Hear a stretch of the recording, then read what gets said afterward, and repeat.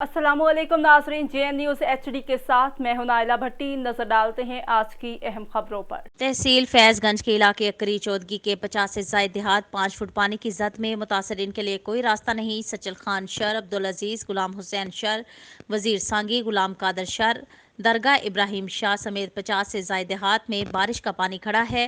तहसील फैजगंज के इलाके अकरी में पानी की अदम निकासी के खिलाफ समाजी कारकुनान और मुतासरीन सजाद शर, खादिम बिलादी, अली मोहम्मद शर, अली बख्श शर, इब्राहिम शर, सलीम और दीगर ने मेहरान नेशनल हाईवे को अकरी चौक पर ब्लॉक करके धरना दिया, जिसके बायस गाड़ियों की बड़ी कतारें लग गई। हमारा गांव 2 माह से ज़ेर-ए-आब है, 5-5 फुट पानी खड़ा है, मकानात गिर चुके, इंतजामिया अब तक नहीं पहुंची, मुंतखब नुमाइंदों ने भी ख्याल नहीं रखा।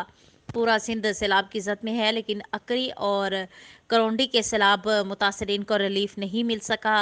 खैमे, राशन, तरपाल वगैरह नहीं मिले। मुतासरीन के लिए सामान रात को अपने बंगलों में छुपाया जाता है, कोई तदराक नहीं किया गया।